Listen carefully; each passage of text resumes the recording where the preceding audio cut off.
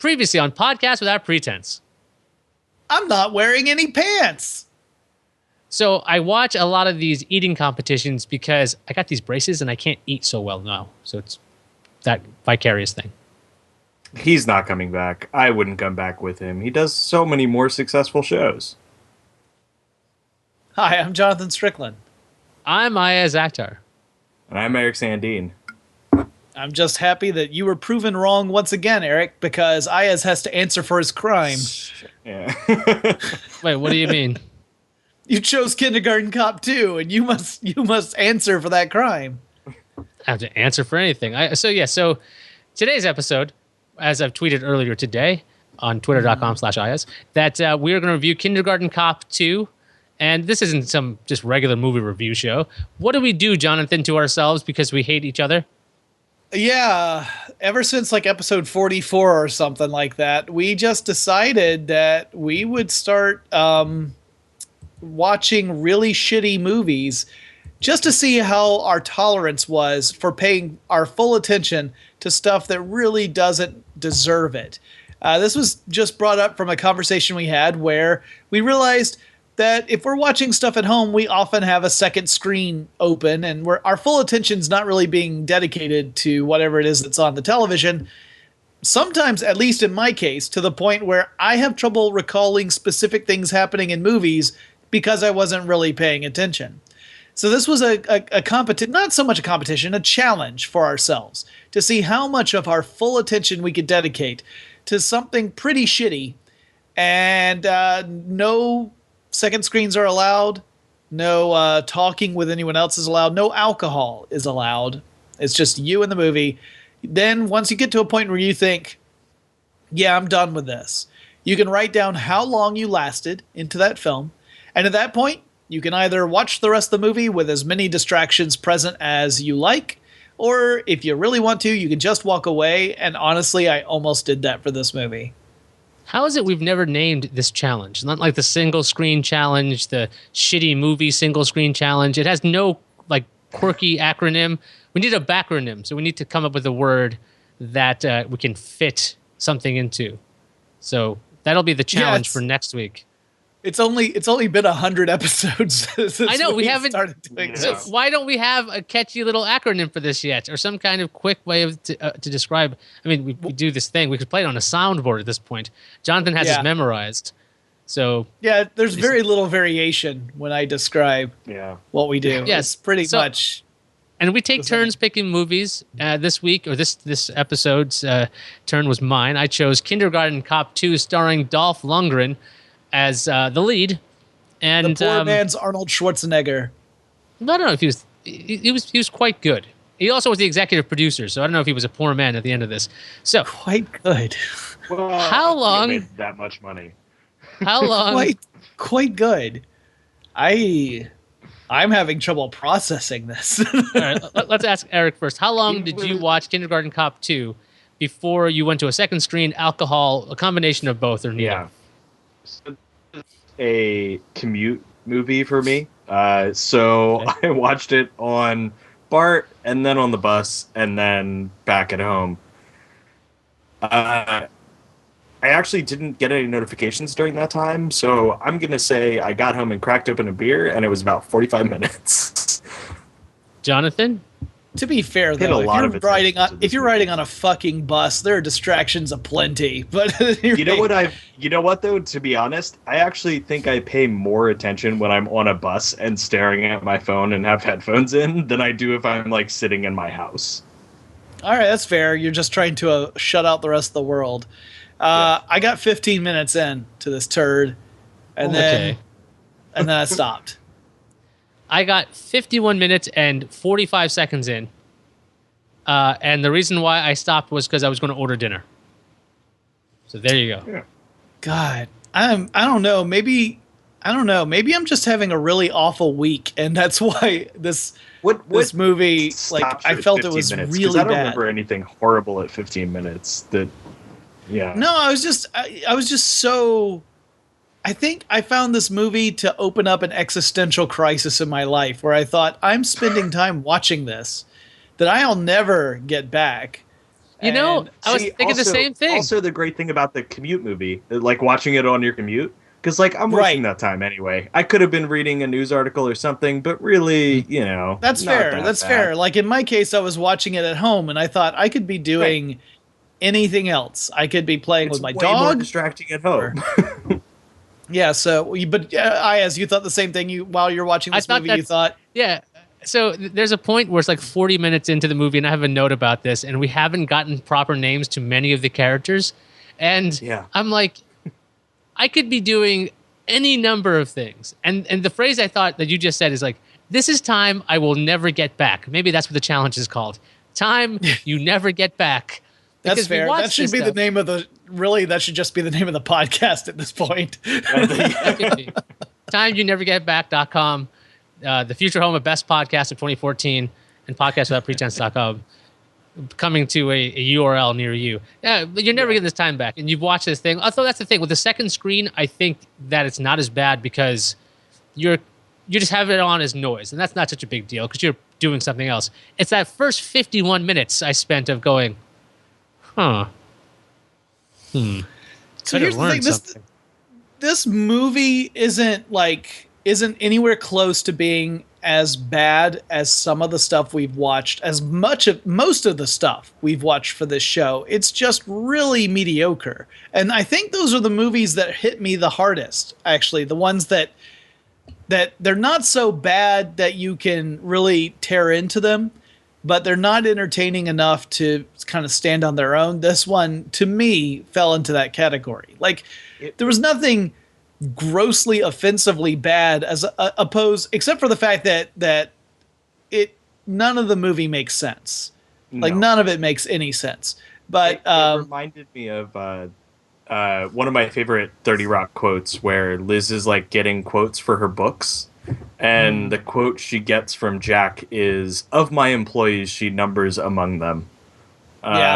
She's super excited for that. And that's like what I thought about with this movie. I was like, of the movies we've watched, this numbers among them. Yeah, this certainly is a movie.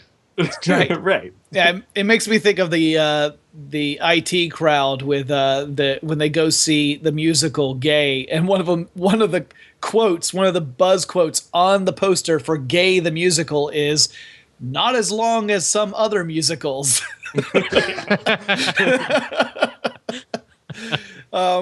So one thing I want to mention, and I might even have this. I only wrote like a paragraph worth of notes, which tells you that I just didn't care at all about this movie. Although I've got some things to say about it. One of the things that really struck me is that the original Kindergarten Cop movie came out in 1990. Kindergarten Cop 2 came out this year, 2016. But the humor in it totally belongs to that early to mid 90s range. Yeah, I guess so. Some of it. Like the humor is just in that you're watching and you're thinking like, yeah, this is what passed for comedy in the early 90s. There's, it's hitting all the beats, the comedic beats of a 90s comedy movie. And none of it just worked for me because it felt so like not the jokes themselves, but the style of the jokes, the way they were set up and paid off. It felt like this movie could have been made in 92 or 93. I think people still make those movies. We just don't watch those movies. Like there are still comedies that come out that we're not watching, and they're all that humor. This is a movie that maybe if I had seen at the same age I was when I saw the first Kindergarten Cop, I probably would have thought was okay. At my age, I'm like, this. I mean, it's just not worth the time it takes to watch it. But I do have a paragraph of notes if you want to hear them. Go for it, because I got none, and I just finished watching it like a minute I have ago, copious notes, so I'll be talking after. Sweet. Yeah, this is short. It says, Dolph Lundgren is an FBI agent. The movie opens up on his character doing an undercover operation to take down a crime boss. Boss's hot thang is upset that Lundgren lied. He's in the hotel room with the crime boss's hot thang. She's going to take the stand against the crime boss, but the boss arranges for the FBI's database of protected witnesses to be stolen. So they've put the boss's wife in protective custody at the beginning of the movie. Then the database containing all of the FBI's protected witnesses gets stolen from the FBI. We don't see this happen. We just find out it happened. I mean, we see like an assault on the FBI headquarters, but that's about it. Anyway, this is a ridiculous idea that they only have this information stored in one place. Also, it's weird that they don't just go and assign people new identities. Like somehow that's a problem. Like, oh no, everyone only gets one per customer. After that, you're shit out of luck. We can't do the exact same thing we've already done for these people and move them somewhere else, thus rendering the entire database null and void, which I would think would be the wise thing to do. Anyway. Well, and considering that the database is linked with their actual identity in the same database. Yeah. Like this is study design or control design. It's right. I'm quite sure somebody's figured this out many times. Like name Nancy Shrew, real name, crime boss's wife. Like, oh well, all we had to do was a Control F and we found her. Right, yeah, it's in the same document. Yeah, that seems a little short-sighted. Or anyway, turns out some kids at a school might know about the database or some shit. I don't fucking know. I'm done paying attention to this movie. I will say that the humor I've seen in the first 15 minutes makes it feel like the film came straight out of the early 90s, even though it was made very recently. That's not a good thing. Lundgren, for some reason, poses as a teacher. FBI gives him a fake resume. The school is some fake-ass, hippy-dippy place filled with rich people's kids. So, totally relatable. Lundgren meets the other kindergarten teacher, who is an attractive woman and thus I assume will become his love interest. Bingo! Possibly causing complications with the crime boss's hot thing later on. No, we never see the crime boss's wife again in the rest of the movie, even though she's the important. That's who he's going after. There's never any moment in the movie where you see her put into danger, which would have made an incredible amount of sense to be like the denouement of the film. But no, she's just there at the beginning and then you might as well forget about her. She's not really that important. It's the flash drive that's important, that has the database on it. So let's see. So much humor is based on the super politically correct, touchy-feely nature of the school. By that I mean it's not funny. These are jokes that have been outplayed and done way better in other areas. Like Portlandia does this kind of shit well. In this movie, it's not done well. One of the kids is captioned consistently through the whole movie, including at one point his signature on a little drawing, which is, I guess, a running gag. Trip, yeah. The classroom is larger than my entire elementary school was when I was in school. Just the one kindergarten classroom. It's pretty massive. Instead of it's not a tumor, we get gluten causes Alzheimer's, so you'll probably die. And I can't do this. This movie isn't worth paying attention to. It's a non-entity. Those are all my notes. Okay, good. I like it. Eric, you have no Good notes. Summary. So, as I do, I take copious notes because if a movie is not that interesting, I try to pay attention to it anyway, and hopefully I'll amuse myself in my own notes. So by the time I'm done with this, those of you who have not seen the movie, you will feel like you have seen the movie. I promise. So there is no need, and we tweeted at Dolph Lundgren, by the way. So if you're watching this, we're sorry that people won't watch Kindergarten Cop 2, but let us know on Twitter because we'll work on that. We'll talk to you later at Dolph there are _. other films of Dolph's that we can pimp out just so they watch those. Yeah, although it's he not didn't like produce them, right? So he makes less money. Well, we'll see what else he did later on. I'll check his IMDb later because I hear he's a very smart guy and a good drummer and everything like that. Oh, nice. Yvonne, I actually like Dolph Lundgren the actor and Dolph Lundgren the scholar quite a bit. This movie, I just didn't like. But I'm sorry, Iyaz. Please go ahead with your notes. Here we go. It starts now. Universal logo. A Comcast product. That's quality. We open at a motel. Fuck you, Comcast. Just at the start. We open at a motel. A blonde woman is unpacking and Dolph Lundgren appears. Dolph makes his move on Blondie. Her name is Katya. Alexander barges in and slaps Katya. Apparently, Katya betrayed Alexander. Alexander's attention turns to Dolph Lundgren. Zogu is A's last name because it's have initials. Dolph says the safe word, pineapple. Dolph then explains it's a code word for the raid order. Then the cops show up with Bill Bellamy. Shouldn't they have shown up before he explained what happened instead of right after? Like right after Lundgren says pineapple. Zogu then promises revenge. Katya slaps Dolph upon finding out he's with the FBI.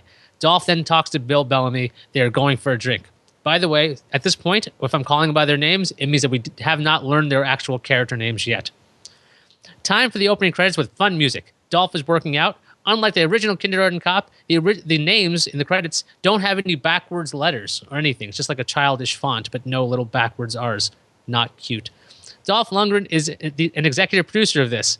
4 people took credit for the screenplay. Ought to be good then, right? More people equals more better story, right? Right? Only in Pixar. Dolph's name is Reed. To the FBI office. Bill and Reed talk about Reed's love life. Reed did not get his Twix from the vending machine. Bill says it's karma. Reed pulls a gun on the vending machine until a higher-ranking person shows up. Interrogation. Wait. Sorry. Here's where I have to interrupt. So, go for it. The cop pulling a gun on the candy machine is the first example of what I would call that 1990s style of humor. That's the kind of thing you would see in a 1990s style comedy that feels out of place in 2016 to me. Also, the Twix thing becomes a running gag, which is throughout the rest of the movie, and it's not effective because it's not funny. Yeah, I'm spoiling your fucking movie of Kindergarten Cop 2. And the character that Iyaz is I suspect about to talk about, the captain of the FBI team, is a by the book stereotype of the angry law enforcement boss who's had it up to here with the shenanigans. And again, totally like stereotypical. There's nothing surprising about his character at all. I'm sorry, go ahead. I'm going to spoil my own notes here, by the way. That higher up guy, that boss, he gets a name in the captions at one point. His name in the captions, Boss. I'm not kidding. Okay. I'm going to keep going on this. Interrogation room sequence, a Grey Poupon reference. It's made about 30 years after it would be relevant, because why was somebody following around in a car? A low-level guy is being asked about his connection to Zogu. He says he was going to sell to Zogu, but he sold to Popoff instead. He claims he was selling the witness protection database. The office goes on lockdown, lights out, alarms on, hostiles on the perimeter. Reed grabs the thief because he believes this lights out thing has to do with him. Reed uses the vending machine as a shield with Bill. Uses it as vending machine as a shield as Bill, the thief, and he all go down a hall. I expect Reed to get his Twix, because when he's trying to get Twix on the vending machine, it got stuck. Ooh, good call. Wilhelm scream as people get hit by the vending machine. Reed gets his Twix. Calls it karma. Now, I also want to point out that there were approximately 5,000 bullets fired at them all the way down this hallway. This is the vending machine. Yeah, the vending machine absorbed all of them until the very end, and then the glass shattered. So essentially, it looked like everyone was apparently aiming at the metal around the big glass panel and never hitting the glass panel that makes up the majority of the vending machine. The metal on the outside of the vending machine probably isn't going to stop a bullet from a couple meters away. But Twix will. Just throwing that one out there. Yeah. Or Charleston. Maybe they hit a Charleston Chew. You never know. Charleston Chew. Those things I think it'd be a Snickers because they're satisfying. That actually reminds me that I skipped a note here. It said shootout at the FBI office. The hostiles are shooting a great deal and missing a lot. The good guys also miss a bit before hitting the hostiles. All right, so we got the Wilhelm scream as they get hit. Later that day, lights are on. There's also, I'm sorry, one last thing. There's also a surprising lack of FBI agents at the FBI headquarters. Like, it's amazing how few people... It goes from, like, before the raid, the office is fucking full of people. Like, there's people, like, crossing with paper in hand. You know, that purpose, like, I have this paper, so I have to go over there now. And then when the raid starts, there's like a small group of people in the downstairs area who are trying to hold off the folks coming in, who then get wiped out Star Wars New Hope style. And then just Dolph Lundgren and Bill Bellamy, and that's it. And no one else. Like everything, it's a ghost town. And I'm like, where'd all the people go? Well, they obviously have to take the papers over somewhere else, as you mentioned. Yeah. Sure. Later that day, lights are on in the FBI office. Reed and Bill are talking to the higher up. Confirmed. The witness protection database is compromised. Higher up stops Reed before he leaves and yells in his face, "Get me that drive." Okay. Which was an awkward scene. It was really awkward. Because at this point, by the way, there is no reason apart from the higher up seeing Reed pull a gun on the vending machine that there's enough shit that he is sick of, that he's had enough of, that he has to get in his face. Because it's also, he just gave the assignment to Reed and Bill Bellamy, so you don't have to yell yet. It's a little early. Yeah. Well, they didn't have enough time in the movie to dedicate to the escalation that would eventually result in the boss losing his patience, so they just had to go straight to that moment. Yeah. So try to think, if you guys have seen The Last Action Hero, think of that boss, or in the police station, who was obviously a parody. That's essentially who we have in this movie. And if you haven't seen that movie, The Last Action Hero, I think, is a better movie. Zogu's residence. He's talking with his lawyer. It is a better movie. He's talking with his lawyers as women swim in a pool. Back at the FBI, higher up is in the bathroom. He's at a urinal, gets a call from Reed and Bill. Jason is the name of the thief. Reed wants another chance at Jason. We go to a federal penitentiary. Jason and Reed... Side note. Don't answer the phone when you're taking a piss at the urinal, guys. Just don't do it. Yeah, just don't do it. Because also, there's a comical moment, or at least what appears to be a comical moment, that he made a mistake on his clothes or whatever. So, federal penitentiary, Jason and Reed are in an interrogation room. Jason's brother Kevin had the drive and it's hidden. Kevin is also dead. The kids know. That's what Zogu said. Okay? Reed and Bill, who still has no name, 17 minutes in, driving. Bill wants to question the children. Reed wants to question the children. Bill interrogates the children. So they have a scene with children in an interrogation room. I think this is supposed to be funny. The kids are full we should also point out that Kevin, the character Kevin, was a kindergarten teacher. Mm-hmm. And he taught at this super, super hoity-toity liberal school. Mm-hmm. And that it was his brother who was the con man guy always looking to score, and that Kevin had died in a car accident.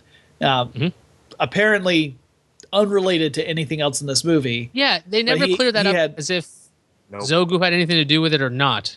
They just say he just died in a car accident.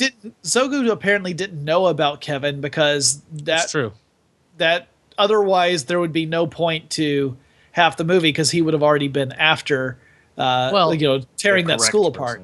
So then arguably it would be Popoff, who Jason claims he sold it off to, which he might not have, whatever. So there might be another mob that would take out Kevin. That's never cleared up. This is like, you remember like when I tried to figure out how Christian Mingle is really the American Psycho of Christian dating movies? We're reading way too much into this. All right, so Bill interrogates the children. Go ahead. The interrogation. This is part one of the FBI. They're doing things with kindergartners that they probably shouldn't be doing, or putting them directly in harm's way. Because also it sets up. It does a total switcheroo, because in this sequence where we see Bill Bellamy's character interrogating the kids, he's clearly getting nowhere. He's not having any success with the kids at all. However, skip forward an hour and 20 minutes into this goddamn movie, and suddenly Bill Bellamy's the guy who's got all the fucking answers to dealing with the kids. Yeah, he's the kid whisperer. Exactly. So you get like a character who is completely incapable of working with the kids in any useful way at the beginning, and then at the end, he's the one who's guiding Lundgren's character to interact with the kids in constructive ways. Well, perhaps this is just creative storytelling such that Bill Bellamy did ask these kids lots of questions, but for our own amusement, they only kept in the scenes where they made no sense. And also, this is the same, what appears, I think, is the same FBI office that was raided by hostiles like yesterday. The children are in the interrogation room with Bellamy with no parents, as far as I can tell, and they are directly taking questions from an agent, which, Also, happens.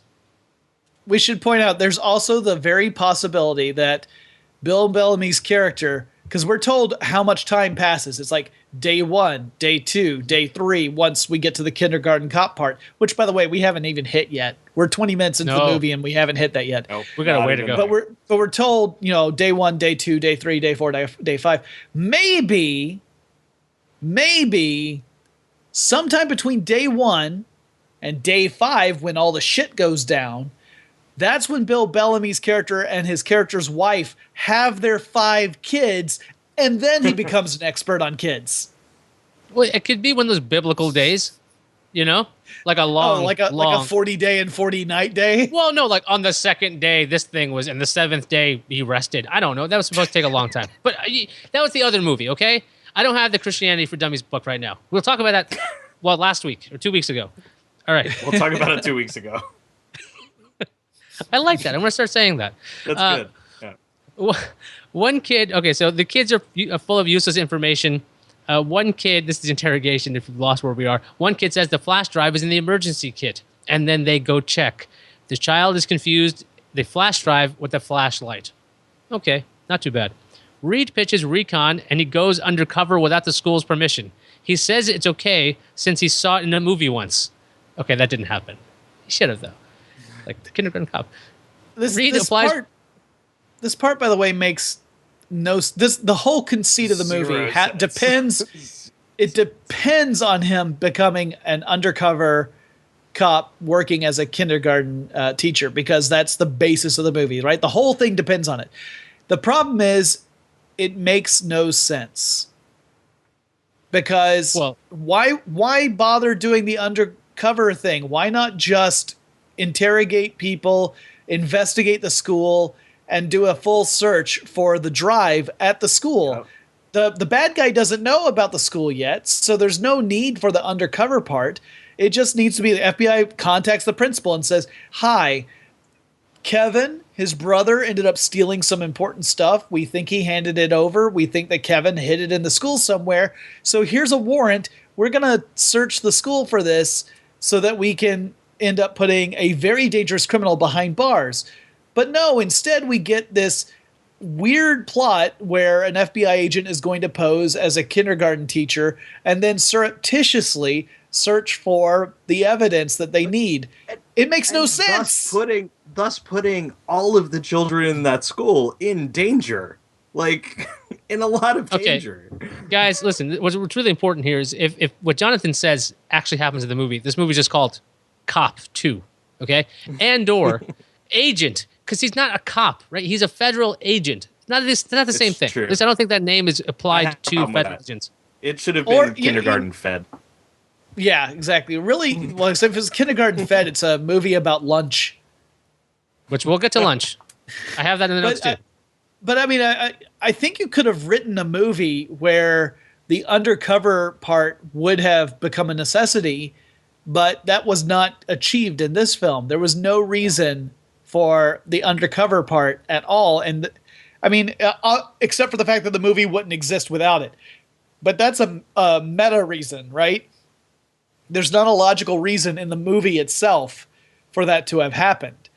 And so things like that were bugging me, where I was like, I mean, I know it's just a dumb comedy and I'm not supposed to think about this, but it's sloppy. Like, you could have written a screenplay where there was a legitimate reason for a character to have to take an undercover position there. Maybe finding out that, I don't know, that one of the kids definitely knows, but you don't know which kid, and you have to take a more careful approach, but that wasn't established well in the movie. Anyway, I'm sorry, Iyaz, please continue. Let's keep going. So Reed applies for the job because he's going to be an undercover agent without the permission of the school. His resume is full of accolades and a letter of recommendation from the mayor. He claims he taught the mayor's daughter Krav Maga. He's being told we need a sensitive approach since the last teacher was killed. That'd be Kevin. Reed is eye-fucking the love interest. Miss Hallstrom, the other kindergarten teacher. There's this scene. He's just staring at her, and you're like, this is uncomfortable. That's how. Yeah, she is, to be fair, smoking hot. That's true. Reed gets the job since the movie wouldn't go forward without it. That's what my notes said, and I knew this was going to happen. Bill explains to Reed to wear an earpiece so Bill can get him if the children, or can help him if the children are too much. Reed says, I got it, as in he doesn't want Bill's help. School time. Here's hoping one of the kids recognizes Reed from Rocky IV or The Expendables. Never happens. Nice. Slow motion. See, the thing is, the notes start to, like, that's how I start entertaining myself at this point when I'm watching these shitty movies. Slow-mo shots of the children walking to class. In case we forgot, a graphic appears saying, Day 1. The principal is all new agey. Respecting everybody's respect Reed because he's a citizen of the earth, just like you. Very feely stuff. Reed, he says, today's technology day. We're going to learn about computers. He shows them a flash drive. These kids are clearly older than kindergarten age and apparently stupider than regular kids. I had a 5-year-old, and that kid was able to focus on a particular thing. Okay, so that thing that the kid said about the guinea pigs is really important. It's some kind of mnemonic device. There's a poem about this guinea pig that seems to come out of nowhere, and these kids all recite it like fucking robots. I'm like, well, that's obviously important, because why would these kids who are unable to focus on anything start saying a poem? Yeah, to be fair, there's like 2 or 3 other things that also pop up, because I had the same thought. I was like, well, that's going to be important later. And there are a couple of other things. Things that make you take pause and have pause. You're like, what happened there? I'm sure that's what Jonathan was going to say, because he did take a long Skype pause. I also want Jonathan back for my next note because it's in bold. Do we have Jonathan Strickland back? No. Okay, we'll just continue anyway until he connects. You can go back All right, to it. so You could skip that note. Nah, this is awesome. So we go to the mnemonic device thing. It's reading time. As Reed reads the story, he finds the story to be full of bullshit. He says, sharing is overrated. Quote, never apologize for abilities that make you better than other people. Agreed, Reed. I totally agree with you. What a bunch of bullshit that was. Recess. Reed finds flash drives in the copy room and a taser. Zach Reed is his full name. Hal Pascal is the tech teacher, and he's there talking to Reed. And he's trying to make a friend. I couldn't tell if he was hitting on him or not. Hal forces Reed to give him his phone number. It's lunchtime. A kid asks him to heat up her tofu. He can't do it in the plastic container because that would be cancerous, I guess. Let me guess. Reed has a peanut butter and jelly sandwich, and a kid will freak out. ... PB&J, Well done. confirmed. Freak out, confirmed. Cowboy, which is one of the child's names, freaks out. Kids freak out. They all start running while screaming. Cowboy is highly allergic, it turns out, and then the tofu explodes, the microwave door open. Ha ha ha ha. Okay. Back to Zogu's place with... What was that, Eric? I'm just like, I've microwaved things before, and I don't think tofu is one of those things that would just explode. But well, even anyway. if it did explode, I don't believe its concussive force is so great that it would open the door of the microwave. Open the door. Yeah, right. Like, I don't think that's happening. Yeah, the thing inside, once it explodes, I believe... Now, my physics is really old, and Jonathan would be great for this one. If tofu explodes in the microwave, I would believe the kinetic energy is dispersed in the explosion. Jonathan is telling me he's rebooting the modem. We'll come back to that point. Whether or not the tofu I can that search how explodes... stuff works right now and see if there's an article by Jonathan. There better be an article about tofu explosions in microwaves. Anyway, he's coming back. We'll keep going because I'm sure he's not going to miss any of this. Back to Zogu's place with lounging women at the pool. Zogu wants to drive. He's also preparing fish. Back to school. It's nap time. Reed goes through the flash drives and opens all the files instead of looking at a file explorer. Did you notice this? Right. That No, anytime they he put in a had flash drive... Yeah. This actually bugged me a lot because I'm imagining, because it was like auto run was on. Mm-hmm. And so I'm like, the FBI, I assume, have probably turned off auto run on their machines. But hey, they kept that database where everything was linked together. the FBI may be just horrible at data management. Just And not only that, stick when it in we a see thumb drive, run whatever's on it. Let's go. like you said, it'll auto run. And when we see the database eventually, when it's confirmed, it literally says like witness protection database. Like, why would you even call it that? Right. Wouldn't you call it something else like WordPress database? Just use WP, get it? Ha ha ha. But like something.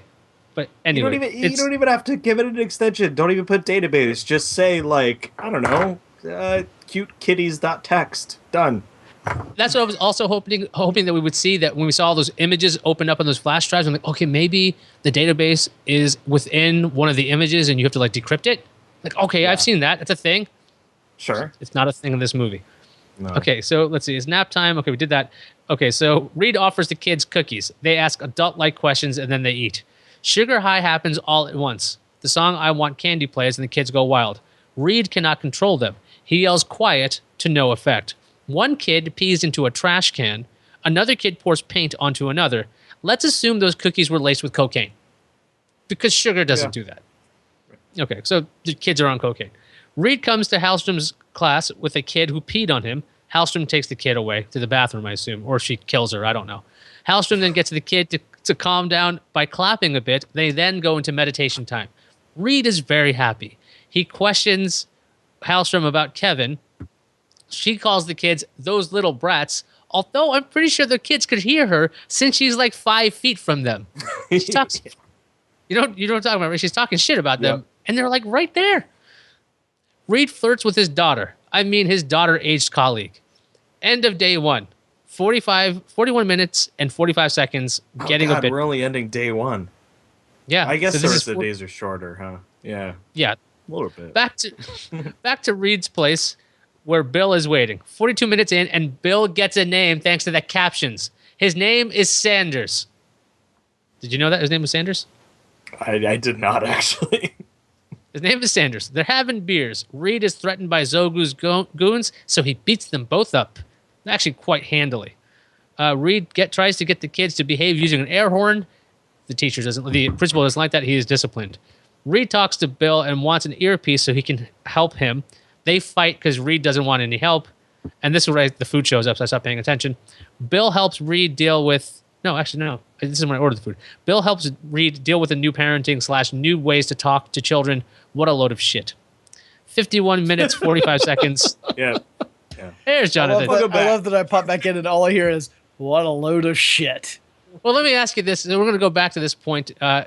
So the scene where the tofu explodes in the microwave, causing the microwave door to open, in physics, Jonathan, when something explodes in the microwave, can it provide a concussive force large enough that it would pop open a microwave door, or would the energy be dispersed in the explosion itself? I mean, if it were strong enough and the door were the weakest part of the object, then at that point, the door could. I mean, if it's going to be that strong, since there's a latch that actually latches when you close the door, I would expect the entire door would actually pop off, as opposed to just opening, right? Okay, it depends on the strength of the latch, though. Either way, if the door pops open from the from the inside, the door's broken. So you're saying that? What about the tofu element? Can tofu provide an explosion? Oh, so no, large? you were confused. You were confused, Iyaz. You didn't read between the lines. You totally didn't get this. I can't believe you didn't get this. That wasn't tofu. That was C4. Well, C4 with the blasting cap, which I saw in Mythbusters, will work. The C4 on its own doesn't do that. So this kid either was an assassin, which she might have been, because I think this is the same kid who pees on the guy. The microwave acted as the blasting cap. Look, you are just... Your eyes were closed, clearly, when you were watching this part. I apologize. I'll go back to the note that said, what a load of shit. Okay. I don't remember the name of that little girl, but she was clearly up to something. All right. So 51 minutes, 45 seconds, going to a second screen. Now my notes get a little bit less in depth. Zogu visits some lady, claims he's FBI. She gets all racist and says, you don't sound like FBI. An immigrant can't join the FBI? Fuck you, lady. Well, then he says he's the international division of FBI, which, by the way, is called the fucking CIA. But he did say it's new, which I did like, because it was stupid. But he also should be able to be in the FBI because, you know, America. Have you ever applied to be in the FBI, Iyaz? No. I looked into it, though. Okay. And Yeah. I did too. so do you have to be, I assume you could just be a citizen, right? Or do you have to be a naturally born citizen here?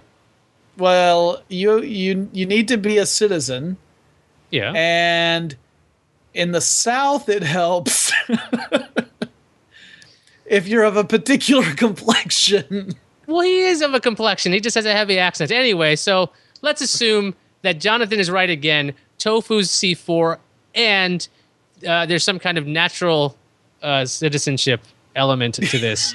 I didn't claim that was the. I like that Jonathan's right that you have to be a natural born citizen to be in the FBI. I never made that claim.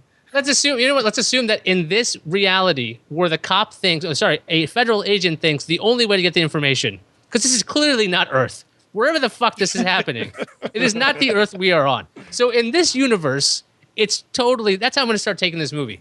This is on a parallel planet, because that explains a lot of shit, including Bill Bellamy's his ineptness. Which Yeah, oh go no, ahead. I haven't got to this home yet. That's coming. Yeah. That's coming. Here we go. Okay. All right. Back to school. Reed finds a lot of flash drives. He's being followed by Buttercup, the therapy pig. Back to Zogu and the lady. He asks about Jason and finds out about Kevin, the brother. The lady explains Jason is the con man. Kevin is a genius. This must be their mom. Back to school. Reed gets caught in Hallstrom's office by Hallstrom. Reed asks Hallstrom out, and she says yes. He asks about taking her out that same night, and she says she hasn't had plans outside the school in months. Welcome to Kindergarten Cop 2, where we will see full frontal nudity because Reed is scoring later. That's what my note says.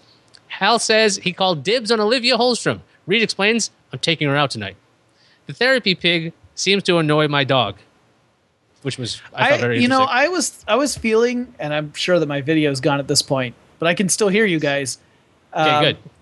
I was feeling at this point that the therapy pig was one of those red herrings. That's why I got cut off before when my internet connection died. But I kept feeling that because they were paying so much attention to the therapy pig, I was thinking, well, maybe it's not the guinea pig. Maybe it's the pig that is actually the where the flash drive is hidden somehow. Because it wasn't funny. It wasn't cute. It was just kind of there. It was just taking up time. And I was like, well, why else would this scene be here unless the pig plays a more important role? I even thought, well, maybe the pig isn't important for the clue. Maybe the pig doesn't play a part in the clue. But maybe when the bad guys catch on to what's happening and they go to invade the school, the pig somehow foils them long enough for the good guys to get the upper hand. That doesn't fucking happen either. That would have been good. Yeah, and or if they confused the intel and they thought they lost the word guinea in guinea pig, so they steal the pig instead of the guinea pig. That also would have worked. This is much better plot. Dolph, if you're watching, contact us. We want to talk about this. For All right, so Reed, the pig is a hero. that's Kindergarten Cop 3 coming soon. Reed sees a dad being rough. Some odd years. Reed sees a dad being rough with his kid, Molly. Zogu sees Reed at the school. Back to the office. We find out that Molly's dad he's drunk at the time. Bill wants to talk about the date, and Bill explains Reed can't sleep with her. That'd be Olivia.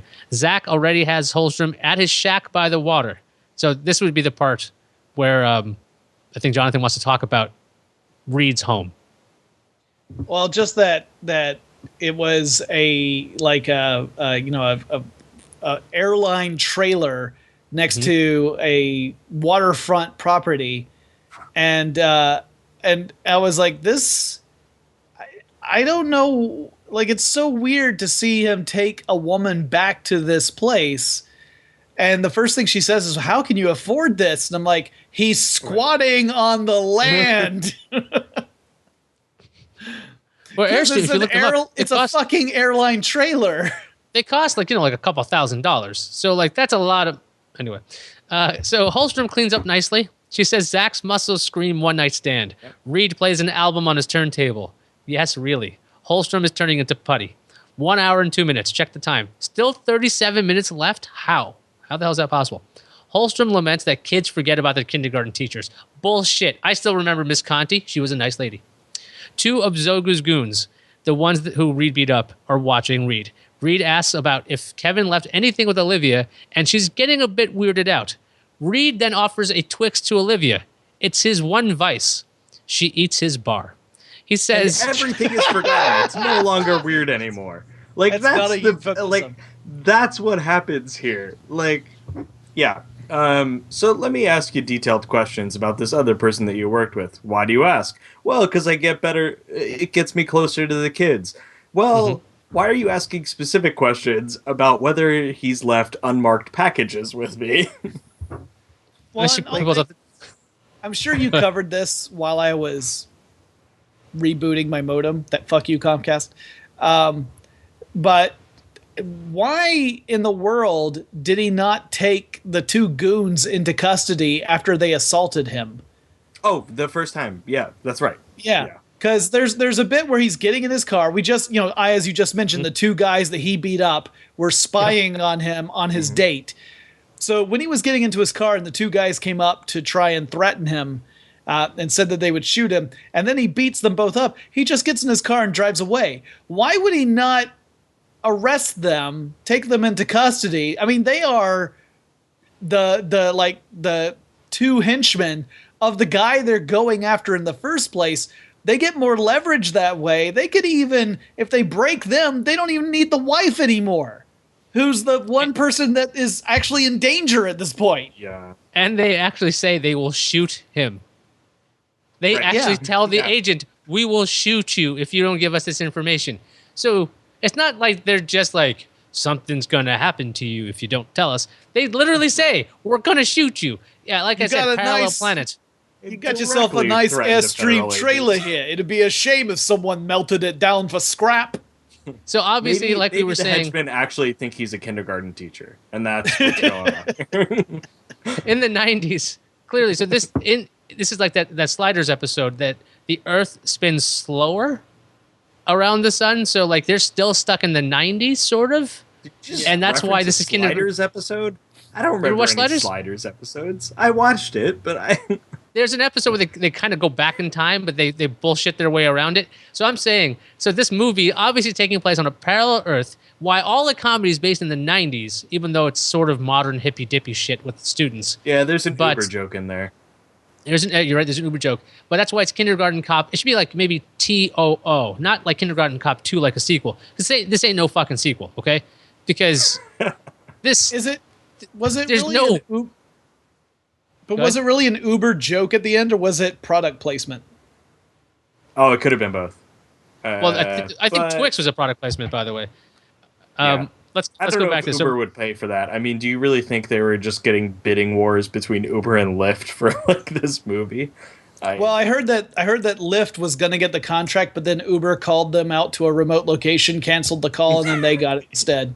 Right. Yeah. So again. Dolph, we know you're watching this, Dolph. Let us know. So like I said, Reed offers a Twix to Olivia. It's his one vice. She eats his bar. He says, you want me to show you how I stay in shape? Nope. It's not sex. It's line dancing. He gets Olivia to ride a mechanical bull. And the video actually goes to slow-mo for a bit. Down goes Olivia. She's broken her neck. Hang on, let me finish. This movie is taking a terrible twist. Okay, she didn't break her neck. I'm just amusing myself. You skipped over how it was so clearly sexualized, the whole segment of her on the mechanical bull. Like, it was shot in an angle and in slow motion specifically to be a suggestive scene to say this woman is going to be a crazy, wild, awesome ride in the sack. That was the whole purpose of that sequence. What was this movie rated? Was it PG or PG-13? Because it was, Like, that scene, like, I'm watching it, and I'm like, okay, so we have, like, 3 scenes by now. Because I watched this on a train, so, it's a perfect movie. The problem is, like, I'm watching it, and I'm like, we have one scene with, like, women jumping into a pool. I'm like, that's fine. And then we have, like, and then pretty much the only other scene we have is her riding the bull. And I'm like, also not really horrible, but oddly sexual for this movie. Because we haven't had this at all. It was quite sexualized, the writing of the bull. I thought what they were going to do is they were going to give us like a twist. They'd be like, oh, well, Dolph's actually going to go do it, and it would be comical. It's like, no, they put the girl up there, and they did shoot it in slow-mo. Jonathan's totally right. The angles were shot that way. I just wanted to, like, I'm just sitting there like, okay, guess they're going with that. That's what they're doing. I mean, so then they get some.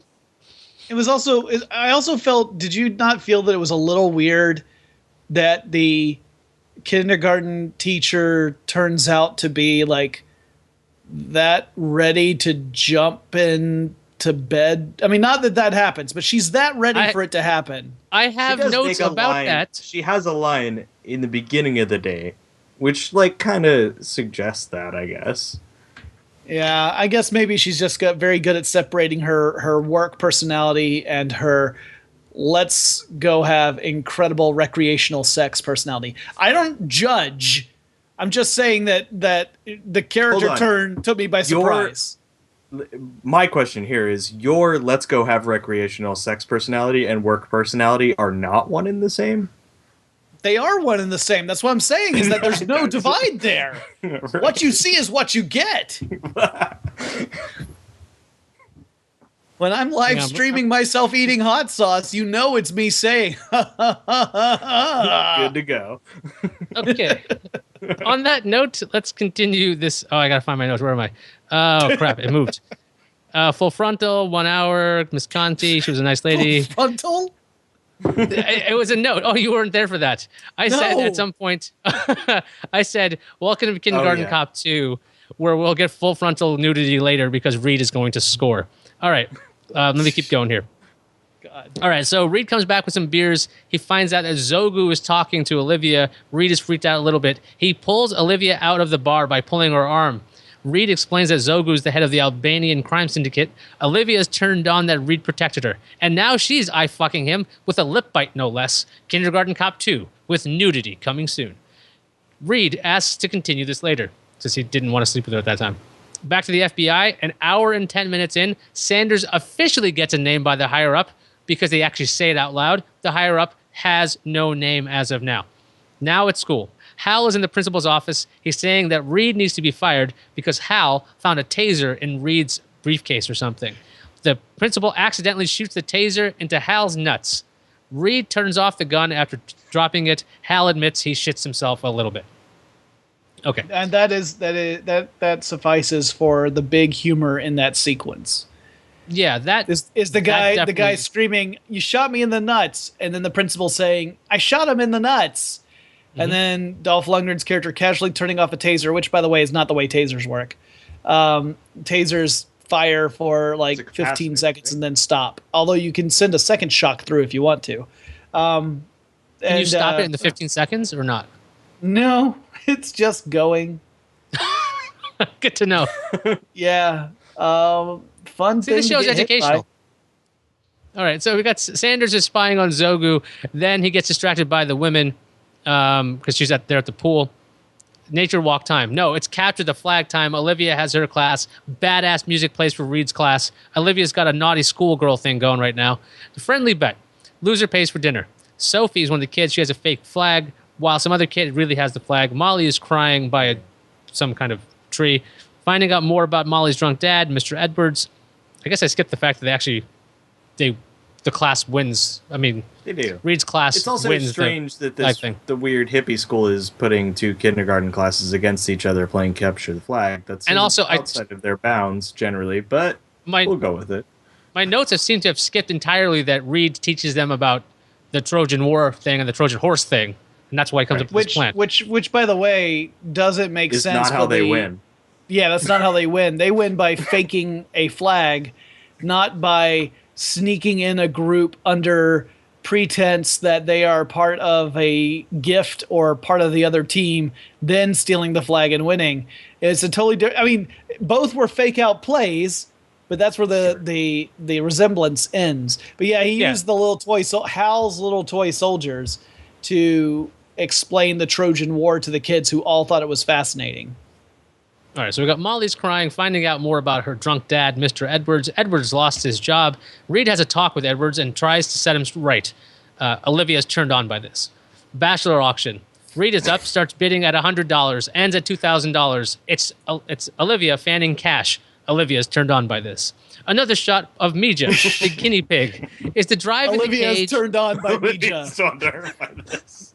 That's not And it's, that's the title. Don't So jump the title the gun is yet. Olivia's turned on by this. That's got to be the by title. By Mija, the guinea pig. Is the drive in the cage. Here's the poem about guinea pigs again. Oh, God damn it. This thing keeps popping up. Here's the poem about the guinea pigs again. This has to be important. An hour and 20 minutes in. Can we get to it already?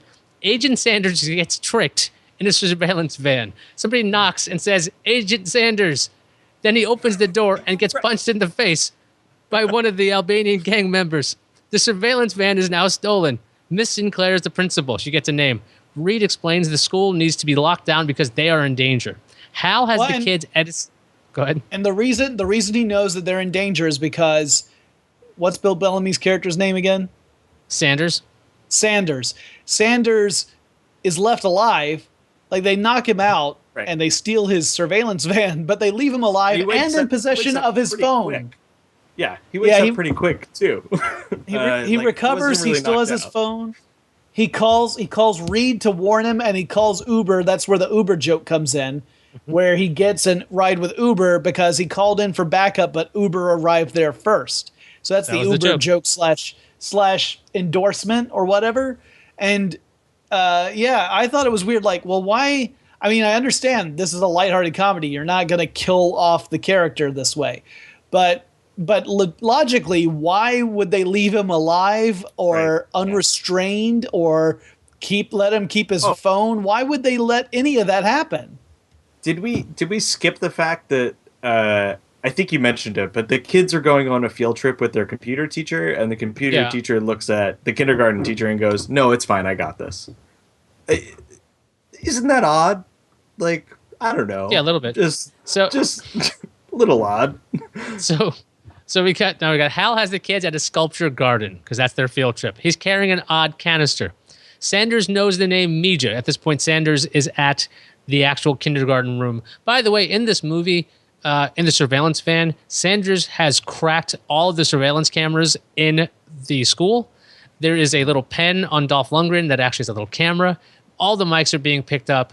So you'd think that any conversations they would have would not be in the school since the van is compromised that has all of this information being sent to it. But that's just me. All right. So Sanders, he knows the name Mija. Olivia is in on it. I was starting to wonder at this point because she had that $2,000. Kevin called Jason that. Reed figures out the poem finally means something.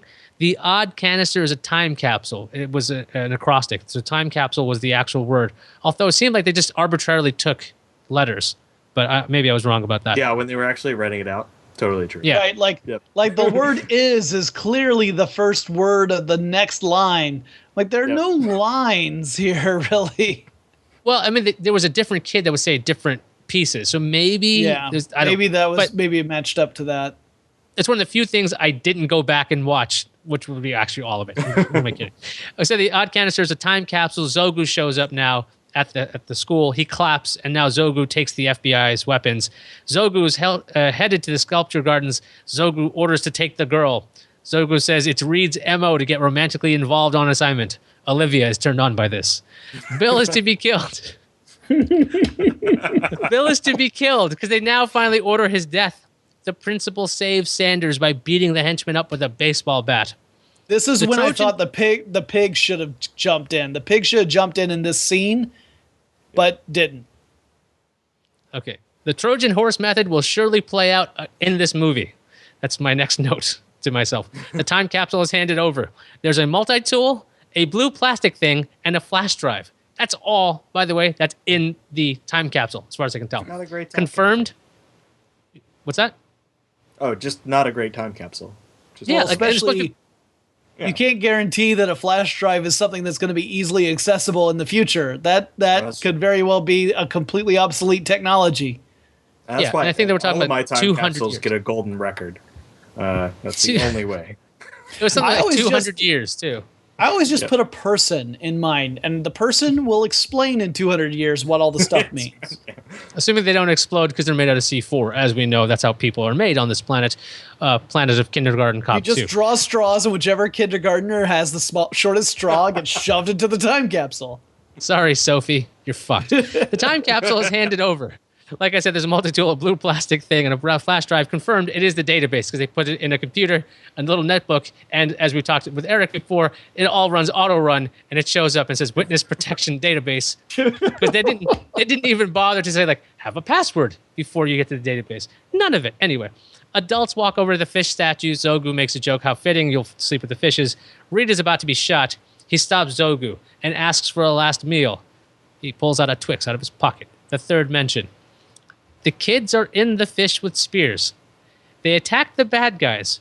Reed does most of the damage. It's a good thing Zogu doesn't punch children.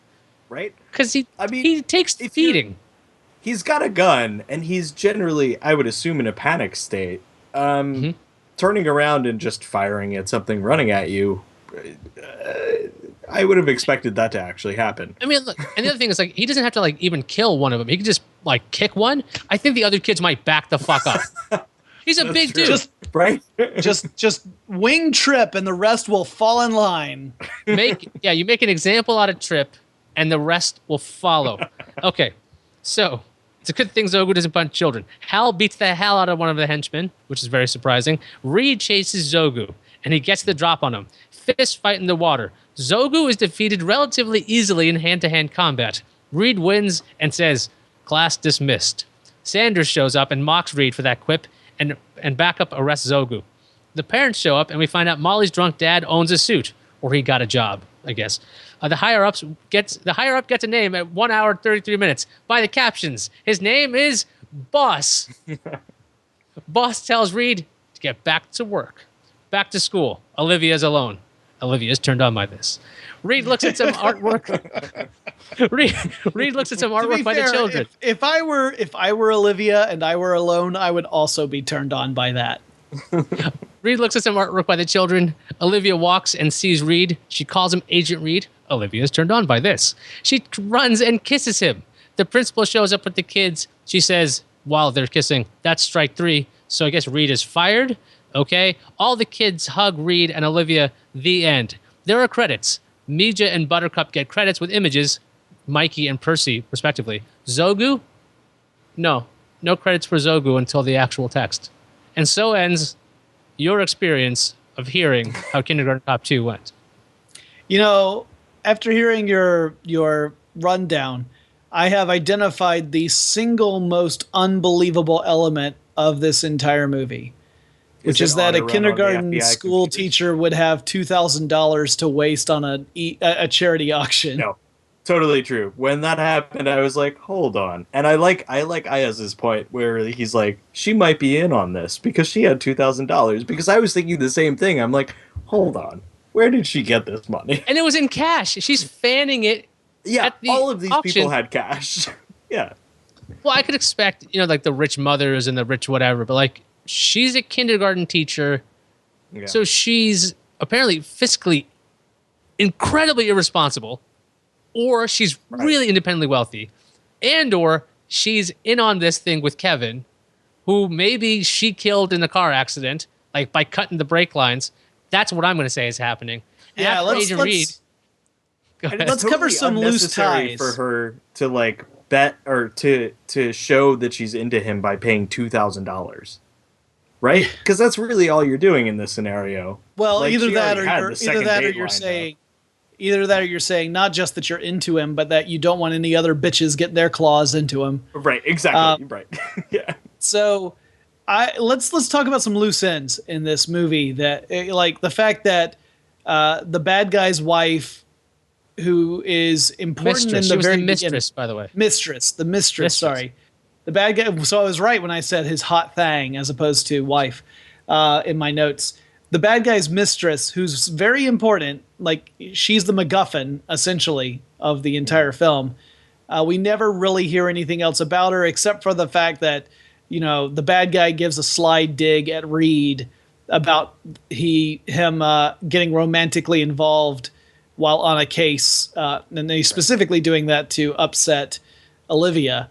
But we don't see her again. She doesn't really factor into it again. We don't see what happens with the trial with the bad guy or anything like that. So that's a loose end.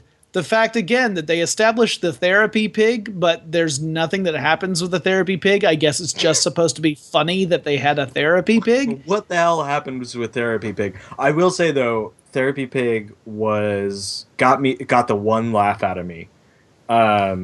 Because when they're in the office in the beginning, Dolph looks at the principal and he goes, "Therapy Pig?"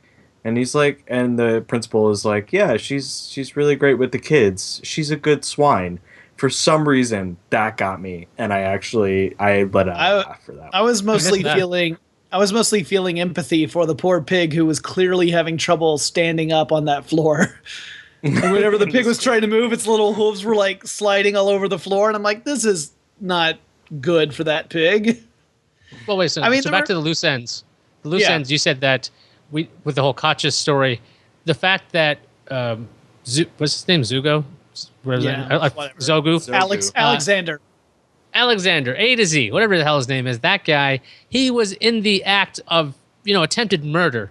So I don't think they need this witness anymore because they have the agent saying, he pulled a gun on us, he brought us by the fish, he said he was going to kill us.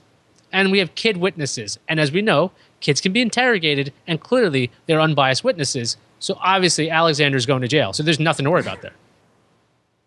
Right, but I'm just saying that even leading up to that point, that she was largely forgotten, that really the emphasis was on the database, but not on the mistress, which always seemed weird to me.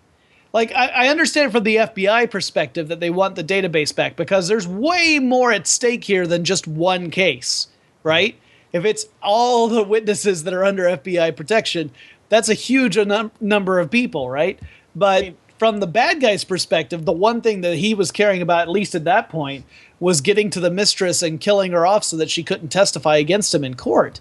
And yet, we don't hear anything about her for like the rest of the movie. She's a non-entity. Oh, well, she clearly has a cocaine overdose at some point off screen. At which point the rest of the movie, like, the bad guy doesn't need to go after the database anyway because the one person who's against him is dead. I mean, it would be great to get hold of the database because that would be a huge amount of leverage that you could use in your future criminal endeavors. But, the prime reason to get it would have been gone if that were the case. I mean, really, my takeaways from the movie were, first of all, back everything up. Like, one thumb drive that you're going to put in a container, not a great idea. Use an offsite backup. Second thing, turn off auto run on your fucking computer. Like, what is going on here? That's just a horrible idea. Do you want to stick in a thumb drive and see like 2,000 images open on your computer? Come on. Why hide a thumb drive in a time capsule anyway? And why rely upon a poem or a series of phrases spoken by children to be the key to figuring out that the time capsule is where you're going to hide. So why do either of those things? As we learned, Jason, which one was the teacher? Kevin. Kevin was not the genius. Jason was the genius. So. No, Kevin was the genius. Kevin was the genius. Jason was the fuck up. And he liked all puzzles and games like that. That's why he would have had some kind of mnemonic device, an acrostic. But so here's the thing, though. Kevin he's been a teacher for 3 years, right? Remember that? It's 3 years. Something like that. What other fucking scams do like the first and second graders know through some like bullshit poem? Like, I want to know more about the poems he said, because who knows if this is his only heist? This is only one part of Kevin's life. Was he involved in the heist? I thought he was just protecting his brother. Well, the thing is, he's protecting his brother, but the thing is, he is the one who got the information, really. Jason claimed he did it, but Kevin had the information. He's the one who had to crack the database, I assume, or he... Right, like, but I wasn't... 128-bit encryption, and like, well, he cracked it. Was Kevin doing that knowing that it was government property? Because like I never understood that. I thought that Jason was the criminal, and Kevin ended up covering for his brother, but wasn't necessarily a criminal. But I couldn't really tell because they never really explored it. At least as far I wasn't paying a lot of attention, so I may have missed. They're probably both piles of shit. Just the mom doesn't really know that the smart one was a pile of shit because he's the smart one, and actually he was able to hide it. Yeah. Yeah. Well, I mean that's clearly what's going on there. Yeah. There was another loose end that I was thinking of that might have even. Oh yeah, the loose end. Was his death purely an accident? No. Because, was it just coincidence and an accident, or was it actually orchestrated? Presumably it was just an accident, because we don't have enough information to say otherwise, unless this other crime boss that was mentioned casually was really a factor and orchestrated Kevin's death. But if that's the case, it's never explored. Yeah, so any explanations I come up with, by the way, if you guys are listening to this, you're like, Iyaz sounds like he's being definitive about this. I'm just talking bullshit, by the way. So none of this, all the stuff Jonathan is saying, none of it is explained in the movie. And I think I was telling Eric earlier while you were disconnected. I believe that perhaps Popoff had something to do with the death of Kevin because they ended up selling the information to somebody else, or they were attempting to. But that's never clearly explained why Kevin Flaherty is dead. Olivia does mention, she's like, it's not a spy movie. He just died in a car accident. But like I was saying in my other theory, Olivia is involved with Kevin's death. Olivia's got some shit going because, again, $2,000 in cash. I want to see the companion movie to this, which would be a lot darker and nastier and more interesting. It's called Olivia's Turned On by This. Olivia's Turned On by This, yeah. It's straight to Blu-ray. The one other loose end I can think of is what universe do they live in where a country western bar is not just that popular but is only populated by insanely hot people? Because I can tell you, I don't see that around here. I've been there. Well, apparently this bar, which they actually showed the name of it. I forget what it was called, like Roosters or Boosters or something. I don't know. Oh, yeah. So I guess we can go find that. And Dolph, you let us know where that happened. But then again, where did they find a place like that? Like I said, Seattle. If I go to that place and there aren't a bunch of super hot ladies in Daisy Duke shorts dancing around and getting on the mechanical bull, I will be really disillusioned and sad that Hollywood is not reflecting true life. I love that Kindergarten Cop 2 would be the thing that actually, and of all your optimism, for all of your moral value, the one thing that made you crack was Kindergarten Cop 2's representation of the clientele of a line dancing country western bar. I love this idea. I told you I suffered existential crises when I watched this movie. I mean, and like I said at the beginning, it's really not. It's not awful. It's just not great. It's not good, but it's not like it's offensively terrible. There's nothing like It's probably, I would argue, a little bit better than like a talking cat! Exclamation point question mark exclamation point. But it just, I don't know. It's just one of those things where it feels so lame. That's okay, because I picked a real one fucking day at a time. I picked a real winner of a movie for next week. So all right, let me write this down so this time I don't forget it. What is the next movie? Eric knows because I revealed it last week. We are going to watch Honey. Oh, with Jessica Alba? Yes, It's on Netflix now. I know about that. To switch to Honey too, but both are on Netflix. It's relatively new on Netflix. I remember I was going to write a joke about it, saying like it's one of the best movies of our time. It's not. I haven't seen it. I'm excited. I've seen a lot of Jessica Alba movies: Idle Hands, Fantastic Four, Sin City. She's in all of those movies. I hear she acts in them. I haven't seen that part yet. I'm looking forward to this. This is a dance movie, isn't it? I think so. The only reason I picked Honey is because glitter wasn't available. Glitter? Oh wait, with Mariah Carey? Yeah. I think I watched that once. So I would be because we watched disqualified. Crossroads on this show. So I never finished that movie. You never oh, that's right. Oh yeah, Tried you to- missed the ending, which was the amazing part of Crossroads. Yes, right, when we started to explain to you about the pregnant girl losing her baby and everything, you were like, "What?" I thought you were full of. I thought you were just fucking with me. Like I said, like the girl broke her neck off the mechanical bull. That didn't happen. So yeah, I forgot about. Okay. No, that was when we described Crossroads, we were 100% not shitting you. Okay, so we've got Honey next, and that means that Eric has the next pick. After that, Eric, have you been spying anything that you've seen that you're like, this is what we're watching next? I haven't. I think I added one the other day, but I don't remember what it was. Yeah, I've gotten into the habit of just adding them to my queue when they pop up on like the new releases or whatever. Or I'll see one, I'm like, oh god, that looks like it's shit. And I better add it now, or I'm gonna forget. You know, like Teenage Mutant Ninja Turtles dude, 3. I remember what I added. It was Hotbot, which looks horrible. Wow. Hotbot? Hotbot. Okay, so that means so Yeah. I have to find another movie next time that starts with H-O. You got Honey and Hotbot. So Yeah, Hotbot looks like I think, weird science, except horrible. I think Worse. Hotbot is going to be in stark contrast with Christian Mingle the movie. Yeah, and I also think Hotbot won't be a commute movie, will it? probably not a commute movie. Probably not. Because you know what you need? One of those privacy filters on your phone. That way, off-angle people aren't seeing. That's true. There you go. It's like, what kind of smut is he watching? Let me just get right on angle. Oh, Hotbot. Okay. All right. I think on that note, we should look into the future. This episode has been a clusterfuck. I should have just held that off.